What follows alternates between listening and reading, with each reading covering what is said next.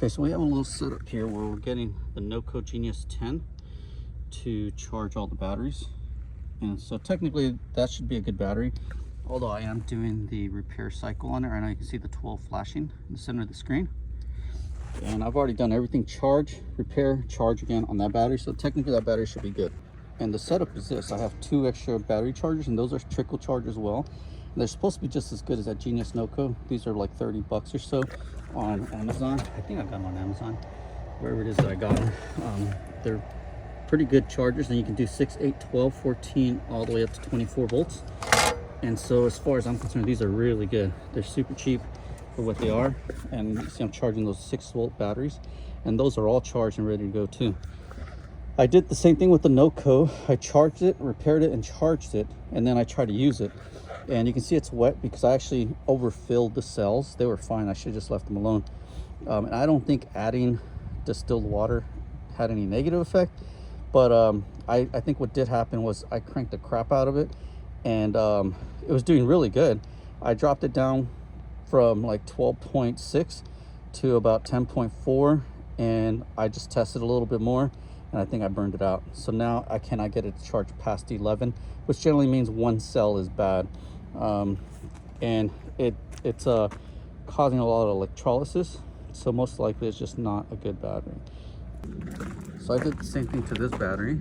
Look at this battery, it's reading 13 volts. So I did this yesterday, and technically it's been sitting untouched for about 18 hours or so, and supposedly it's reading 13. So this battery sat in an enclosed area, out of the sun, out of the rain. It still obviously was exposed to heat and cold, but it sat in an enclosed area for about 4 years. Here's another battery I did as well. This is another battery I did. And so you can see it's not making contact here, and I have not touched this technically. I do have this technically attached to another battery that I know is good, but the point is that I'm touching this battery right now, and again, this is not making contact with it. And I am reading 12.8 volts. Shoot, I don't think you'll be able to see that.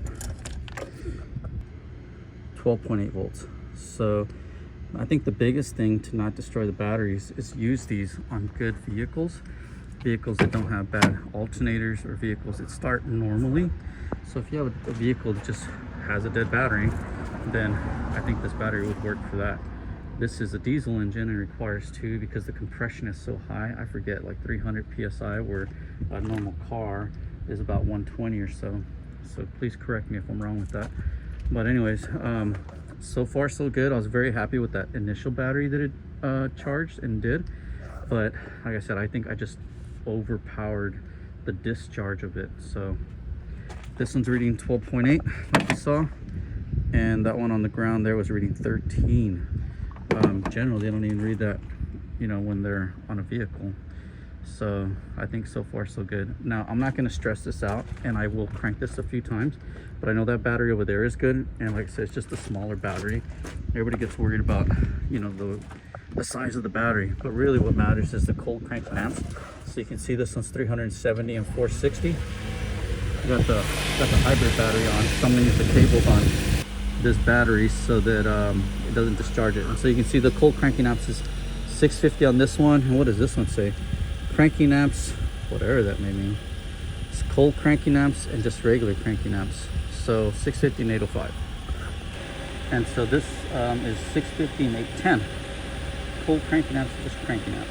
I used to buy Interstate, nothing but Interstate, because they had a lifetime warranty. I guess they're losing too much money with the lifetime warranty. So this one's a 24-month or 2-year, but this was purchased in March of 2022. So unfortunately that 2-year has coming down.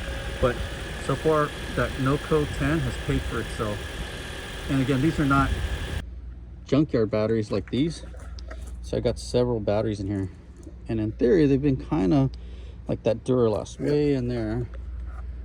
Might make it because it's been out of the sun per se. So I'll definitely try and do what I can to see if I can save all those batteries, because this device needs a battery, this device needs a battery, that device needs a battery, could use a battery for the boat, this device needs a battery. So I need lots of batteries. That one there needs a battery. Needs a lot more than just a battery too. But so far the NOCO Genius 10 has really impressed me. If you try to charge a battery right off of your vehicle, the vehicle tends to put out about 30 amps to 100 amps. And the NOCO only charges at about 5 to 9 amps. So it's significantly slower. In theory, if you have 9 amps, and this is a 650 cold cranking amp battery, it's going to take basically 10 hours, 7 hours to get it there. Is that 8? What is 8? 72? Yeah, about 8 hours to get it there. So you just got to be patient, but so far it's working. Again, use it on a vehicle that's good. If you try to use it on a vehicle that you're going to crank and crank and crank and crank, it's going to kill any battery.